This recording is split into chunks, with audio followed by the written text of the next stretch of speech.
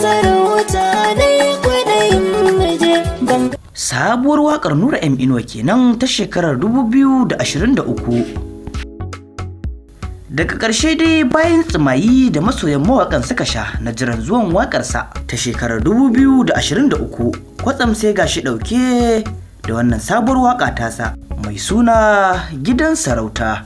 Kuma matuƙar mai sauraro yana biye da mu cikin wannan shiri zai ji mu ɗauke da guntuwar wannan waƙa ta Gidan Sarauta. Wannan waƙa ta Gidan Sarauta waƙa ce ta soyayya mai matuƙar daɗin gaske, duba da la'akari da kalamomuka ko in ce baituka, zantuka da suke cikin wannan waka ta Gidan Sarauta. Idan mai sauraro ya kasance bako a wannan tasha mai albarka, muna roƙon da ya daure ya danna mana subscribe domin kasancewa da tashar Arewa Musical a kowane lokaci, sannan ya danna ƙararrawar sanarwa domin a rika sanar da shi da zarar mun ɗora sababbin shirye-shiryen mu. Sannan idan wannan bidiyo ya burge ka, ka danna mana like sannan ka yi comment, domin hakan yana matuƙar ƙara mana ƙarfin gwiwar ci gaba da kawo muku shirye-shirye makamantan wannan. Mun gode. Kamar yadda muka alƙawarta a baya cewa muna tafe da guntuwar wannan waka ta Nura M Inuwa ta shekarar 2023 mai suna Gidan Sarauta.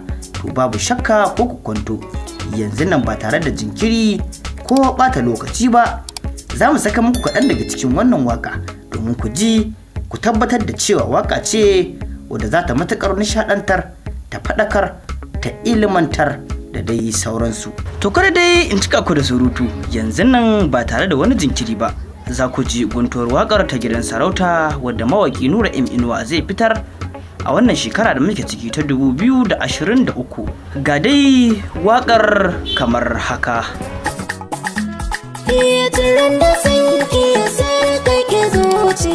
Gidan sarauta dai kwaɗayin muje, ban gaji ba ki bi da hankali. Tunan da sarka ya sarkake zuciya, gidan sarauta dai kwaɗayin muje, ban gaji ba ka bi da hankali. Waƙar Gidan Sarauta kenan kuka saurara kaɗan daga cikinta, wadda Nura M Inuwa zai saki a wannan shekara da muke ciki.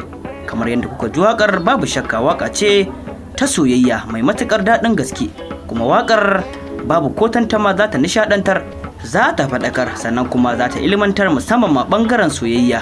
Kuma wannan waƙa ita ce waƙa ta farko da mawaƙin ya fara rerawa a shekarar ta 2023, wanda kai tsaye 'yan kwanakin nan za ta zo gare ku masu sauraro domin ku gwangwaje ku saurari waƙar Nura M Inuwa ta farko a wannan shekara ta 2023.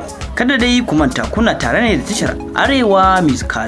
Ku danna subscribe sannan ku danna ƙararrawar sanarwa domin samun damar kasancewa da mu a kowane lokaci. Sannan matukar wannan bidiyo ya burge ku, ku danna mana like sannan ku yi mana comment, domin yin hakan yana matukar ƙara mana ƙarfin gwiwar ci gaba da kawo muku shirye-shirye makamantan wannan. Mun gode da ƙoƙarin kasancewa da mu da kuke yi a kowane lokaci da kuma ba mu haɗin kai da ƙwarin gwiwa. Bisalam, mu huta lafiya.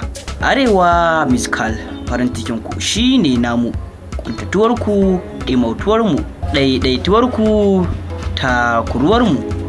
Bisalam.